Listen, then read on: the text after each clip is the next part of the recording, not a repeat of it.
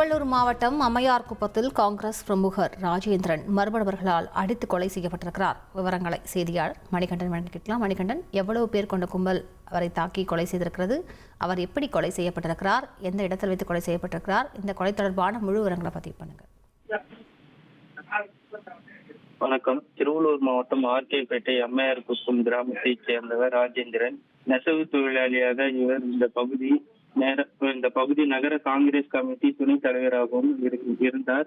இவரது மனைவி சிவகாமி, இவருக்கு 3 மகன்கள், அனைவரும் ஒரே குடும்பமாக வசித்து வருகிறார். இவர் வீட்டில் நேற்று இரவு அனைவரும் உறங்கிவிட்டு பின்பு வீட்டில் உள்ள நெசவு நூல் எந்திரம் மூலமாக இரவு முழுவதும் நெசவு வேலை பார்த்து வந்தார்.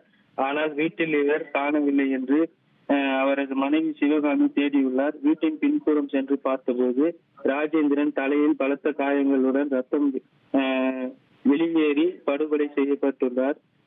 அவரது மனைவி அலறல் சத்தம் கேட்டதும் அவர் மகன்கள் மற்றும் உறவினர்கள் அனைவரும் ஆர்கேபேட்டை போலீசாருக்கு தகவல் அளித்தனர்.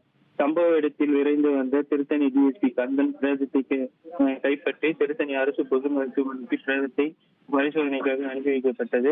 சம்பவம் குறித்து ஆர்கேபேட்டை போலீசார் அந்த பகுதியில் உள்ள கண்காணிப்பு கேமரா உதவியுடன் சம்பவ இடத்தில் மோப்ப நாய் உதவியுடன் விசாரணை மேற்கொண்டு வருகிறார்கள்.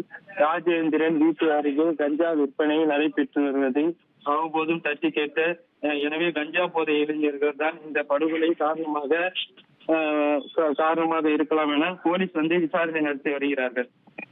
விவரங்களுக்கு நன்றி மணிகண்டன்.